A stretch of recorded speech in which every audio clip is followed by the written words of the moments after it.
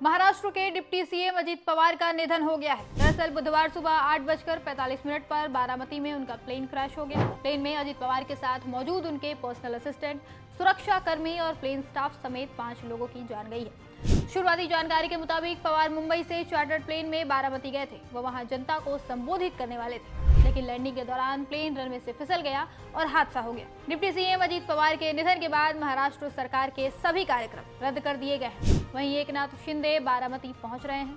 इधर जब से अजीत पवार के निधन की खबर आई है, तब से ही उनके समर्थकों का रो रो कर बुरा हाल है। उनके निधन की खबर सुनते ही एनसीपी विधायक भी फूट फूट कर रो पड़े। लोहा कंधार सीट से एनसीपी के विधायक प्रताप पाटिल चिखलीकर इस खबर को सुनकर अपने आंसू नहीं रोक पाए और कैमरे के सामने ही भावुक हो गए।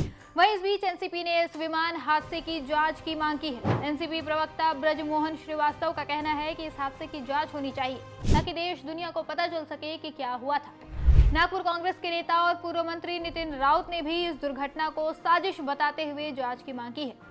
बताया जा रहा है कि इस दुर्घटना की जांच aircraft accident investigation bureau AAIB कर सकती है। जल्द ही AAIB की एक टीम घटनास्थल का दौरा कर सकती है। इसके साथ ही DGCA भी यहां का दौरा कर सकती है। अजीत पवार के निधन की खबर ने देश की राजनीति को झकझोर कर रख दिया है। लंबे समय से महाराष्ट्र की सियासत में सक्रिय रहे पवार को एक मजबूत और अनुभवी नेता के रूप में जाना जाता था। उनके अचानक चले जाने से न सिर्फ महाराष्ट्र बल्कि पूरे देश की राजनीति को बड़ा झटका लगा है।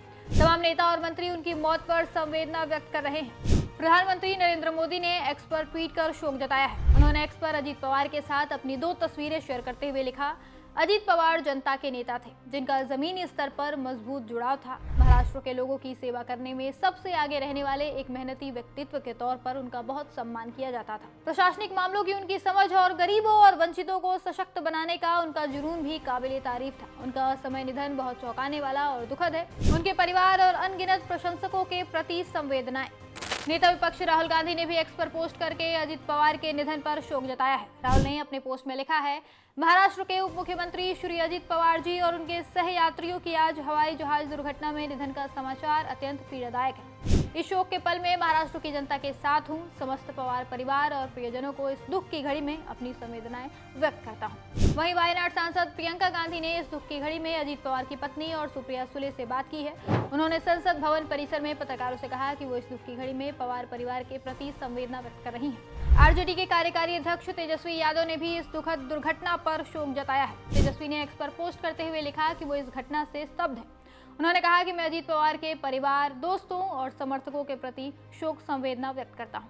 बता दें कि अजीत पवार के पहले भी देश ने कई नेताओं को प्लेन क्रैश में खो दिया है। अभी पिछले साल ही एक बड़ी दुर्घटना हुई थी, जिसमें गुजरात के पूर्व मुख्यमंत्री विजय रूपाणी समेत कई लोगों की मौत हो गई थी। 12 जून 2025 को अहमदाबाद के सरदार वल्लभ भाई पटेल इंटरनेशनल एयरपोर्ट से लंदन जा रही एयर इंडिया फ्लाइट में वो सवार थे, लेकिन फ्लाइट टेक ऑफ के कुछ मिनट बाद ही क्रैश हो गई और मेडिकल कॉलेज के हॉस्टल में जा गिरी। बोर्ड पर 242 लोग सवार थे, जिनमें से 241 की मौत हो गई। जमीन पर भी करीब 30 लोगों की जान गई थी। कुल मिलाकर मौतों का आंकड़ा 270 के करीब था। इनके पहले संजय गांधी, माधवराव सिंधिया और YS राजशेखर रेड्डी जैसे और भी कई नेताओं की हवाई दुर्घटनाओं में मौत हो चुकी है।